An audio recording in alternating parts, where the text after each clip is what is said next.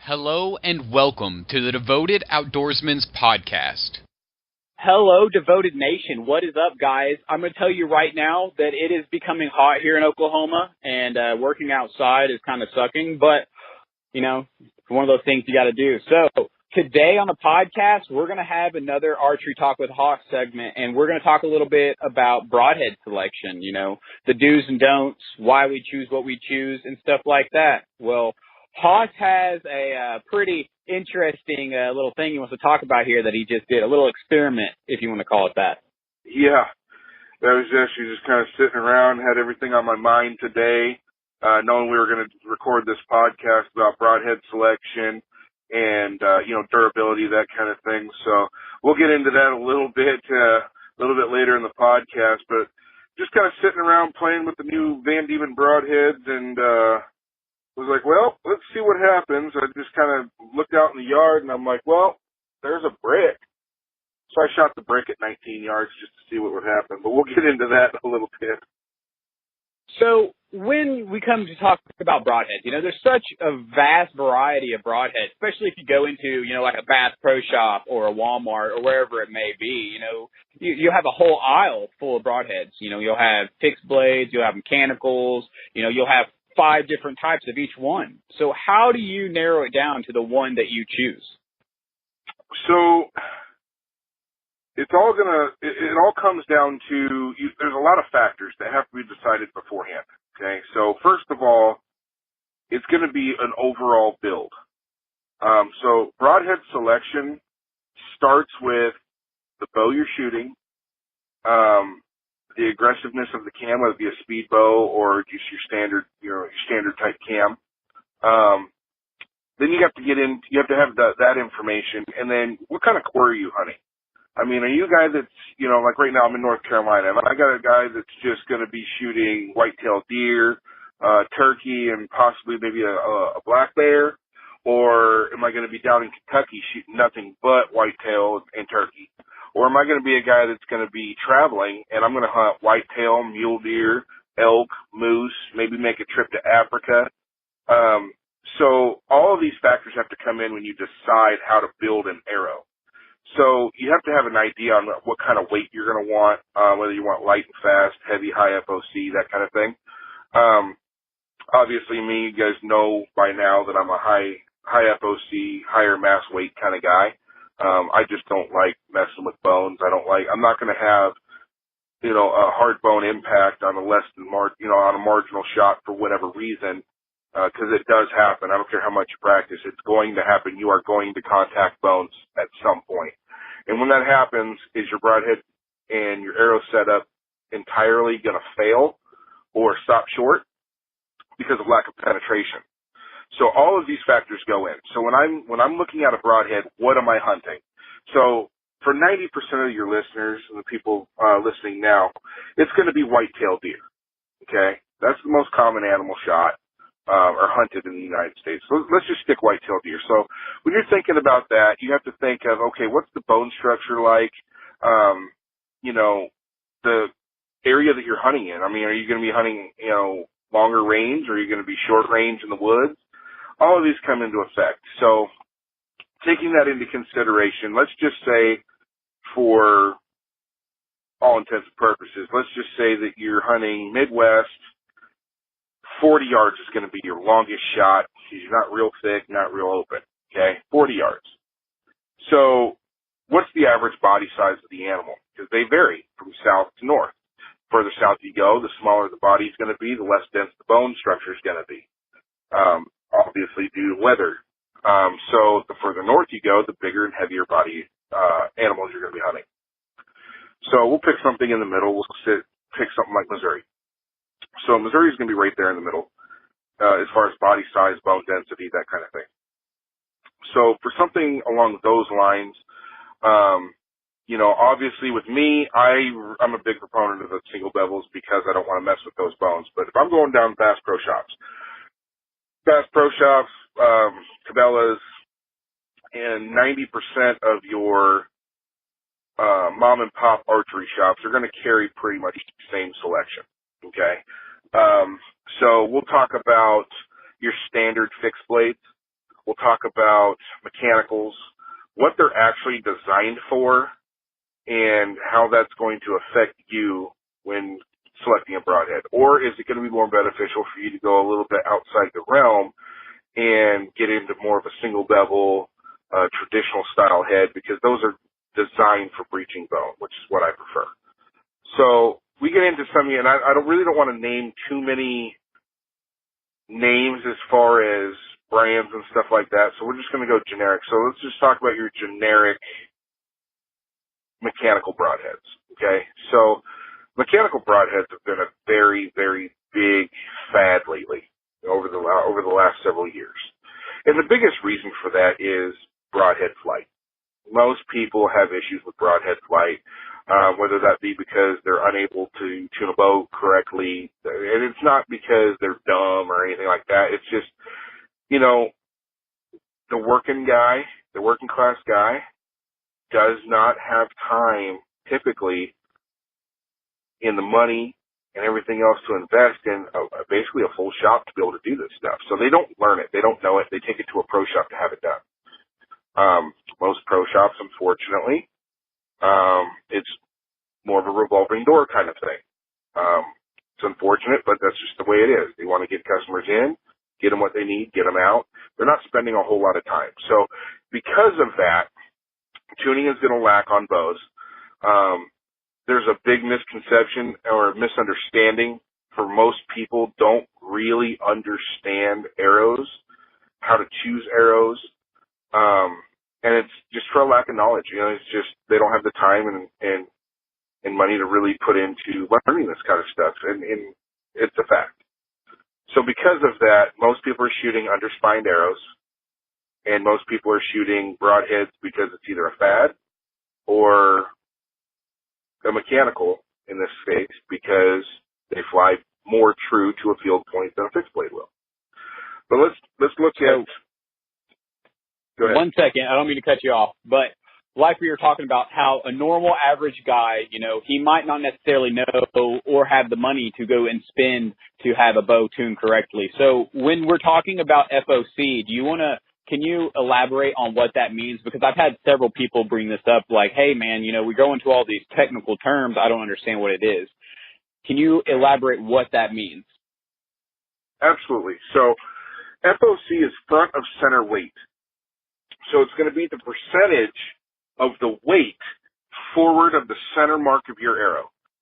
So most arrows, if you were to walk in, any Joe Blow walks into an archery shop today and says, I need a X company arrow, let's just say it's a, you know, standard diameter hunting arrow, like a gold tip or a victory, standard diameter hunting arrow, okay? They're going to throw the standard insert in it that comes with it, which weighs anywhere from 12 to 18 grains, depending on the brand. And that's it. They're going to cut it down, throw that 18 grain in there. So your average hunting arrow that most people are walking out of the pro shops with is anywhere between 10 and 12% FOC. So that's going to be 12% of the weight is actually shifted forward of the center mark. From testing and everything that's been done, and my personal experience as well, that's not enough. Is it okay for arrow flight? Sure it is. Do they kill? Every season. Not saying it can't kill a deer, because absolutely it will. Shot placement's always key, and it doesn't matter what kind of arrow build you do, shot placement is always key. But the higher you go in FOC, the easier it is to tune an arrow if it's got the correct spine. So this is where it comes into understanding spine ratings and the difference between static spine, dynamic spine, those kinds of things. So as far as FOC is concerned, in my experience and kind of what I like to teach is the higher in percentage you go to FOC, front of center weight, the easier that arrow is going to be to tune with the proper spine, the better arrow flight you're going to get out of it, okay? Also, the less fletching you need on the back of your arrow. You don't have to shoot some big 5-inch high-profile vein or fletching on the back of your arrow to control it, because it's kind of like, I like to use this analogy because a lot of people seem to understand it really well. So let's say you cut a 6-inch piece of string, and you grab that string from one end and you throw it at something, at an object like a dart, right? Just a piece of string. Well, what happens? It's going to fly in that direction, but it's going to lose energy really fast, okay? It's not going to go as far. It's going to dive off really quick. And the back of that thing is going to be kind of waving quite a bit, right? Now, you go and bump up in high FOC, and you tie a washer to the front, and you throw it like a dart the same way. What happens? It's not going to dive off as fast. It takes less energy to make it go towards the target. And everything behind, where everything was wiggling behind and kind of trying to catch up, it's going to pull it in a straight line. So now, instead of steering the arrow from the back, you're steering it from the front. So you don't need big fletchings on the back trying to counteract that. So it's going to fly better. It's going to tune better. It's going to group better. And it's also going to hit a lot harder, because anytime you get FOC up, that means you have to add weight, right? So if you add weight, you're adding mass arrow weight as well, but it's directed towards the front of the arrow. So now you're not only increasing your kinetic energy, but you're increasing, more importantly, your momentum. Momentum is what kills animals, not kinetic energy. See, because we're talking about something that's subsonic. We're not talking about bullets going faster than the speed of sound, which is where kinetic energy matters. We're talking about something subsonic. So in subsonic, the momentum behind the object is what's going to carry it through flesh and bone. So the higher you can get your momentum numbers, the more penetration and impact you're going to have. And now, kinetic energy, a lot of people focus on kinetic energy, but that's actually a byproduct of momentum. So the higher up your momentum goes, naturally your kinetic energy is going to go up. But what people don't understand about kinetic energy is once it hits an object, kinetic energy is gone. Kinetic energy is for the initial punch. Once that punch has been made, it dissipates. It's the momentum that has to carry that object through. So it's key when you're building an arrow, and you can get online and you can look at momentum calculators and stuff like that, kinetic energy and momentum calculators, and they'll tell you that. So you can actually go in there and play with arrow weights and bow speeds. So the easiest way to do that is to build an arrow, shoot it through a chrono so that you have a chronograph speed. So let's say you build a 600 grain arrow, and it's going 265 feet per second, okay? Then all you have to enter in that momentum calculator is going to be the 265 feet per second with a 600 grain arrow, and it's going to give you the numbers you need. And you'll notice as you start changing those numbers, even with a lower bow speed and a higher arrow weight, you're going to notice that the momentum and the kinetic energy numbers begin to rise. And that's what kills animals. So in case of a hard bone impact, when you don't get that perfect broadside shot, you're not just going through flesh and fat, if you happen to contact a shoulder blade, well, you might have an arrow that's going 315 feet per second. The arrow weighs, 380 to 400 grains. That's all well and good, but look at those kinetic energy numbers. Look at those momentum numbers. They're low. But now, put those numbers in and put a lower bow speed with a higher arrow weight and watch those numbers climb. And that's what's going to breach that bone. But it can't breach the bone unless you have the proper broadhead. The broadhead has to be designed for it. Now, when we talk about mechanical broadheads, to get back to broadheads, all mechanical broadheads on the market today are double bevel, so it's sharpened up both sides, and they are intended for cutting flesh. That's what their intention is for. All of you out there, I don't care what brand you're loyal to, how many deer you've killed with those, everybody knows this, and it is a fact. You put a mechanical broadhead through an animal. Did it kill it? Yes, that's well and good. But it's a one-and-done deal. Those blades are mangled. They're no longer sharp. The edges are rolled over. It can no longer be used. So imagine when it went through and contacted the bone and the hard tissues, it was hard enough to bend and fold those blades, or if not break them off, and mangle that metal broadhead, right? Right. So if it's not going to hold up to that, then it's not intended for that. But imagine if it took all of that and destroyed that broadhead, how much energy loss was there? There's a significant energy loss. You don't know. So when you have an energy loss, you lose penetration. That is a fact. And it's not that I'm trying to bash, mechanical broadheads. I'm not trying to bash them at all.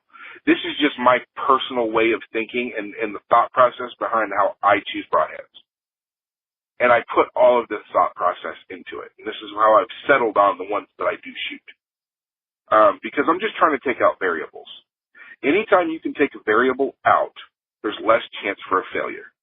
So when you follow the laws of penetration, the number one thing on the laws of penetration is structural integrity. So if your blades are folding, if they're bending, breaking, in any way, the structural integrity is reduced. Therefore, penetration is reduced. That is a fact. And it's going to be the same thing with a fixed blade broadhead. I agree. And I think a lot of that has to do with the quality of the blades or whatever it may be that you're using. So it might not necessarily be the blades that are bending, but I've had instances in the past where it's actually, the center mass, the center part of the broadhead that actually ends up bending. Not to say that those won't kill deer, like we said, because they absolutely do, and they do every year. But that's just the experience I had with them. Right. And again, it's not to bash them. This is just my personal thought process, And again, variables change everything. So if you ask yourself a question, and honestly ask yourself, forget the brand that you follow, forget the fad of whatever brand broadhead you're shooting. And I don't care what it is. Whether it be a mechanical, fixed blade, or a traditional style head, it doesn't matter. You have to honestly ask yourself a question, several questions. First off, what materials is this made out of? Okay, how strong is the steel? Is it going to stay sharp through the animal, or as soon as it touches, is it going to, what's the edge retention like? Because, you shoot through a deer, you've got 16 inches of meat, bone, and flesh you have to cut through. Is it going to make it? What are the chances that this isn't going to be sharp enough? Right? You have to ask yourself those questions. If I contact a bone, is the materials this particular broadhead is made out of, is it going to withstand that hard bone impact? Because if I'm following laws of penetration, I don't want it to bend. I don't want it to break. You have to ask yourself those questions and be honest with yourself. There's a lot of great broadheads out there that are not single bevels like I like. I mean, you can go to, there's a few of them out there like like an Iron Will. Iron Will makes a great broadhead that's a double bevel, single, it's a fixed blade broadhead, double bevel, but the materials it's made out of is great. There's other ones out there like the, what's that new one out? Having a brain fart. Is it a fixed blade or a mechanical? It's fixed blade. They're made out of one solid piece. Okay, yeah, I know what you're talking about. It's like something tooth, I think. Yeah, tooth of the arrow. I was just having a brain fart. So the materials that those made out, the steel it's made out of, is a great steel. And because it's solid in one piece, there's no blades to be replaced or anything, that's going to be a solid head. It's going to be a lot stronger than a two-piece or something that's put together and has replaceable blades, or has screws that are holding it together. Because most of the time when you have broadheads, you'll notice there's set screws that actually hold the blade in place in the ferrule. Right? Right. So that becomes the weak point. And again, will they kill? Absolutely. They kill every year. But you have to ask yourself, is there a chance for that to fail? If there is, then you have to ask yourself how much of a percentage, what's your perceived percentage of that fail rate? And are you okay with it? If you are, shoot ahead. If you're not and you want to find something better, continue searching and start upping the parameters. It's all up to what you want to shoot. If you want to shoot the best head that you can possibly shoot, it may not be the most popular, but it's all going to come down to the structural integrity. And then once you get past structural integrity, now you look at blade sharpness. How sharp are they? How sharp can you get them? And will they retain their sharpness after being shot? I like to, with me being a whitetail hunter and, a hunter in general, I like to stack all the odds I can in my favor. And that's kind of what this comes down to, and with our opinions on this, is that we want to know that our broadhead, our arrow setup, we want to know that we can shoot. Like in previous podcasts, we talked about how, Haas practices shooting at angles or shooting through brush because he wants to know that there's not a chance that he won't make that shot and it won't work out properly. He wants to control everything that he can. So when it comes to mechanical, and I've had this same issue, and I'm a loyal mechanical shooter, but there are doubts in my mind when it comes to certain situations when I'm shooting my bow, and that there is a reason that I am probably going to end up changing my broadhead setup this year. Yeah, it's not against, there's great designs out there, and they work. They do. It's just, I look at every hunt I go on. I don't care if I'm shooting a doe, if I'm shooting a turkey, a little 6-point basket rack, buck, or if it's going to be that 200-inch once-in-a-lifetime whitetail. I look at every single one of them like it's that 200-inch deer. Now, are you willing to if you took all these variables and you were honest with yourself, and you took all these variables and you know they're there, and you knew for a fact tomorrow morning when I get in the stand at 9:30 in the morning, I'm going to have a 20-yard shot on a 200-inch deer, and you knew that. You could tell the future and you knew it. And it was all going to come down to your equipment and shot placement.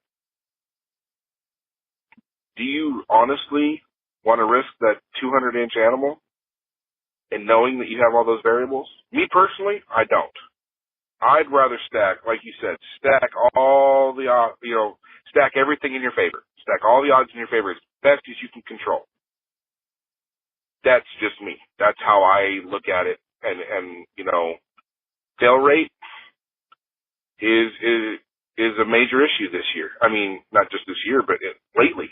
I mean, we all follow Facebook. We all follow hunting forums. Look at has anybody else honestly noticed that since the mechanical thing has become such a fad, that there's a lot more people posting, hey, I shot a deer, I got a dog coming helping me to go find it, I shot a little back, I shot it forward in the shoulder, didn't get much penetration. How many videos out there are showing, even some of these pros, on TV? Look at the lack of penetration going on, and then they got to track a deer. How many the wound loss over the last 10 years has gone through the roof? Why? You have to ask yourself why. Is it strictly shot placement? I will tell you right now, a lot of it has to do with shot placement. Because, again, those broadheads will kill just fine. You hit it in a soft pocket, you're good. But we all know things happen in the woods. You hit a tree limb, the deer takes a step, it turns, you can't predict that. 9 times out of 10, honestly, it's the shooter. Buck fever gets every last one of us. If it didn't, why are you hunting? We enjoy it. You get that adrenaline rush. You punch the trigger, you shoot him a little forward, and you stick him in the shoulder. Well, the broadhead that you're using can make a very, very big difference when that happens, because eventually, if it hasn't happened to you yet, it will. trust me, I've shot an animal before. I've shot one animal that I've made a bad shot on, and I was unable to recover that animal. And to this day, it haunts me. It really does. I mean, it will make you feel the lowest of the low when that happens. And that's what it took for me to start thinking way more in depth about my entire setup, especially when it comes to my broadheads and my arrow build itself. That right there is what sparked it, because I do not want that to happen again. And, you know, I think all of us, whether you be a whitetail hunter or, you know, a bear hunter, wherever it may be, everyone has had that situation where they made a poor shot on an animal or whatever it may be. But the question is, was it you or was it your broadhead? What failed? What happened? And that's why I want to know that there's not a chance that it was my broadhead. Yep. And energy loss has a lot to do with it. You know, we all know it takes extra energy to open up blades. So if you're losing energy there, what are you doing to counteract that?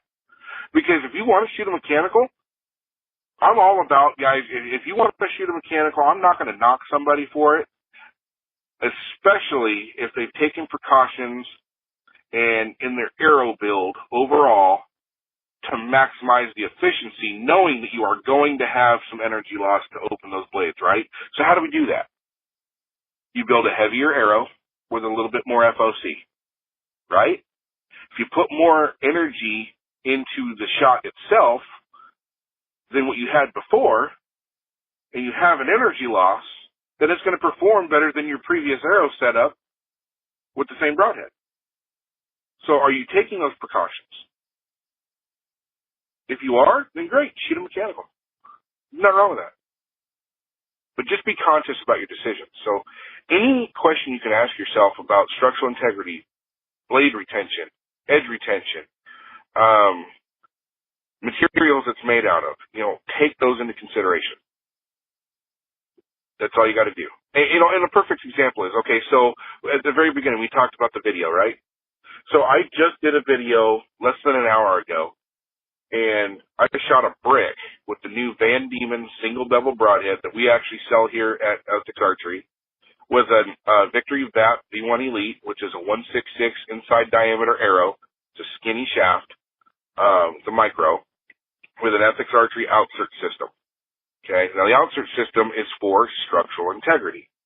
Okay, when you pair that with a broadhead that's designed for hard bone impact, it's a single bevel, traditional style broadhead.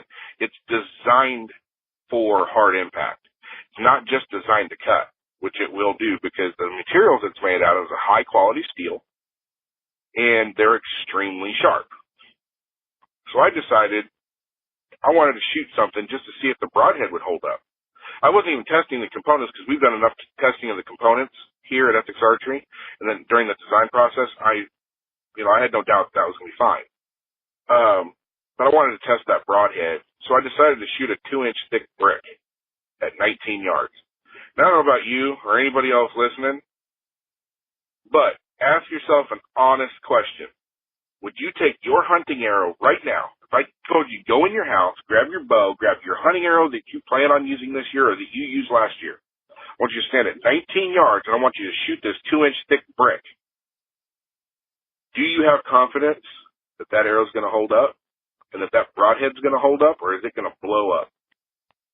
Absolutely, I think mine's going to blow up.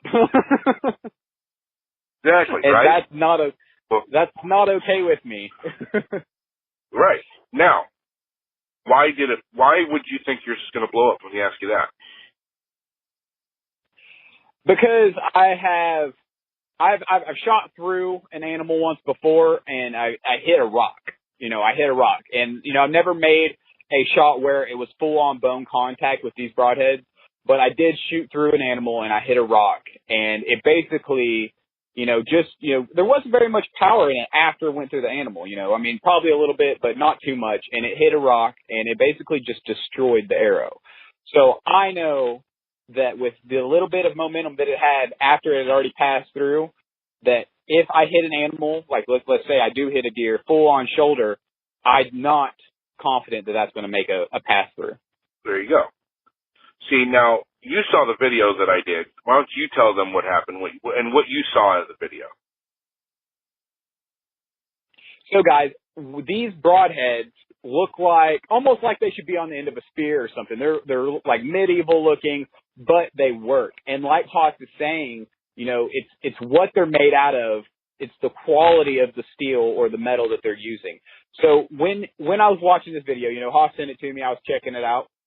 And I was watching the video. I was like, man, because I've seen him in previous videos that he's made shoot the inserts, the Ethic inserts through his bow setup into like steel barrels and stuff like that without damaging the arrow. So I'm like, okay, I've seen him do similar things in the past. Let's see how these broadheads hold up.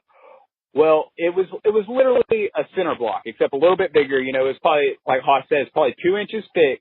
And when he shot it, it was just dust. There was stuff kind of went everywhere. It was dust. Either, and my thoughts in my head when this happened was either his broadhead just exploded, it just destroyed the arrow and everything, or, it turned that center block into gravel. Haas, kind of talked about it. He's like, hey, man, let's go check it out. He walked up there in the video and, picked up his arrow. And, yeah, clearly there is some damage to the broadhead, but it's still intact. And what blows my mind is that it split the center block. It split it. And, normally I have seen videos on YouTube and online, different places where people have done a similar thing, more generic broadhead. So let's say somebody did it with a Muzzy or something like that.